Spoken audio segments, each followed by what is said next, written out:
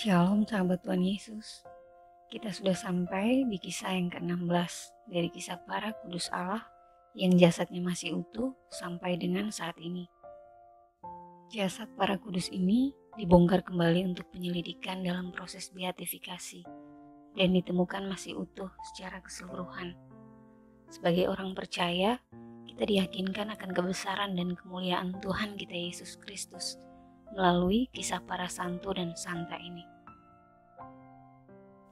Dalam Mazmur 16 ayat 10 dikatakan, "Sebab engkau tidak menyerahkan aku ke dunia orang mati, dan tidak membiarkan orang kudusmu melihat kebinasaan."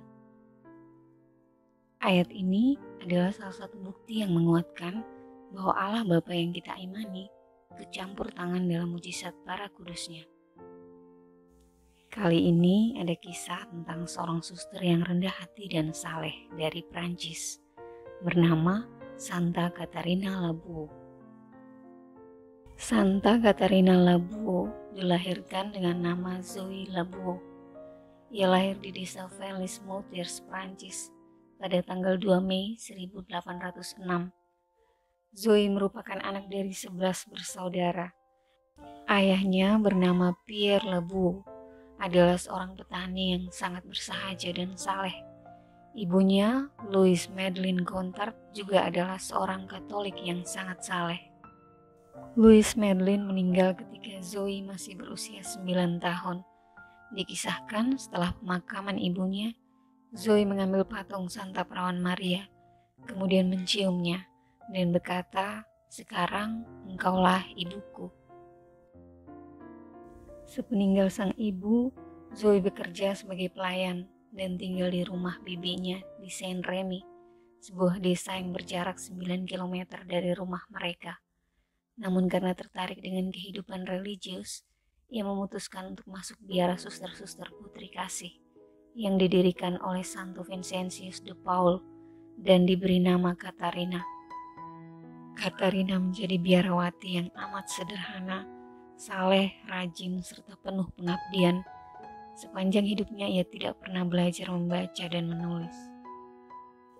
Beberapa hari setelah menjadi postulan di biara Rue de Bar, Paris, Bunda Maria menampakkan diri kepada Catarina. Pada tengah malam, tanggal 18 atau 19 Juli 1830, Suster Catarina terjaga dari tidurnya karena suatu suara ajaib yang memanggil namanya sebanyak 3 kali. Ia tersentak bangun dan tampaklah di hadapannya seorang anak kecil berusia kira-kira 4-5 tahun. Anak kecil ini mengajaknya ke kapela biara. Ajaibnya semua pintu kapel terbuka dengan sendirinya. Lilin-lilin dan lampu-lampu di dalam kapel itu menyala dengan ajaib tanpa ada yang menyalakannya. Kemudian Suster Catarina melihat Bunda Maria datang dan berlutut menyembah sakramen Maha Kudus. Suster Catarina segera mendekatinya dan meletakkan tangannya di atas pangkuan Bunda Maria. Lebih dari 2 jam lamanya, Bunda Maria berbicara dengan Catarina perihal tugas perutusan yang dipercayakan Tuhan kepadanya. Pada tanggal 27 November 1830, jam 5:30 malam, sekali lagi Bunda Maria menampakkan diri kepadanya dalam rupa sebuah gambar. Bunda Maria tampak sedang berdiri di atas bola bumi dengan berkas-berkas cahaya ajaib memancar dari tangannya. Bola bumi itu dikelilingi sebuah tulisan yang berbunyi, "Oh Maria yang dikandung tanpa noda dosa, doakanlah kami yang berlindung kepadamu." Gambar itu lalu membalik dan menampakkan huruf M. Di atasnya terdapat sebuah hati dan salib yang saling berhubungan. Terdengar olehnya suara Bunda Maria yang memintanya membuat satu medali yang berbentuk bulat lonjong seperti yang tergambar dalam tanda penampakan itu. Bunda Maria berjanji bahwa semua orang yang mengenakan medali ini pada lehernya akan memperoleh karunia khusus. Catarina meneruskan pesan tersebut kepada pimpinan biara, lalu dibuatlah medali tersebut dan segera disebarluaskan kepada umat. Banyaklah permohonan yang terkabul karena medali tersebut, misalnya penyembuhan, pertobatan, dan masih banyak lagi. Penampakan itu terus berlanjut beberapa kali lagi sampai bulan September 1881. Dengan bimbingan Pastor Aladel, bapa pengakuannya, dan penyelidikan yang saksama dari keuskupan tentang keabsahan penampakan itu, Uskup Agung de Quellen di Paris memberikan restu dan izin bagi pembuatan medali tersebut. Medali inilah yang sekarang lazim disebut medali wasiat. Kata wasiat bukan merujuk kepada hasil yang didapatkan karena medali itu, tetapi kepada asal mula dan cara bagaimana medali itu terjadi. Suster Katarina melanjutkan cara hidupnya dalam kesederhanaan dan kerendahan hati dengan melakukan tugasnya sebagai penjaga pintu dan tukang masak di biara Enghien Rully.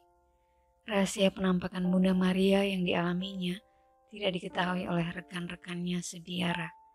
8 bulan sebelum kematiannya, barulah ia menceritakan beberapa penampakan yang dialaminya kepada Suster Duves, superiornya.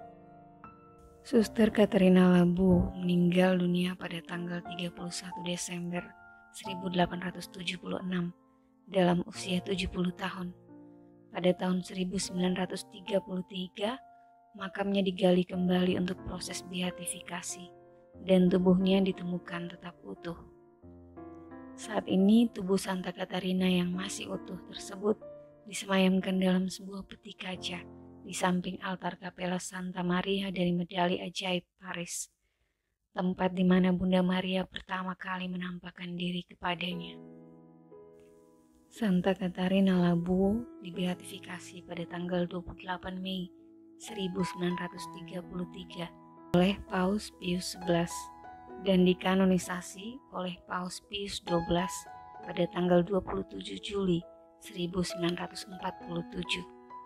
Pesta peringatannya dirayakan setiap tanggal 28 November. Sahabat Tuhan Yesus, ketika saya memulai vlog yang berkisah tentang para kudus Allah ini, yang saya rasakan hanyalah kekaguman. Kagum pada cara Tuhan menyatakan kemuliaan dan belas kasih-Nya pada manusia, dan kagum pada kekuatan iman, harapan, cinta, serta pengorbanan yang dilakukan oleh para kudus Allah ini. Dan betapa saya ingin berbagi rasa kagum dan sukacita yang saya dapatkan dari kesukaan saya membaca kisah mereka kepada sahabat semua. Sahabat Tuhan Yesus, selain mengimani firman Tuhan dari Alkitab, sebagai orang Katolik kita pun bisa belajar dari cara hidup para kudus ini. Iman dan cinta mereka kepada Tuhan Yesus dan Bunda Maria mendatangkan berbagai mujizat dan kemuliaan dalam kehidupan banyak orang. Sampai bertemu di vlog yang selanjutnya. Salam, Tuhan Yesus memberkati.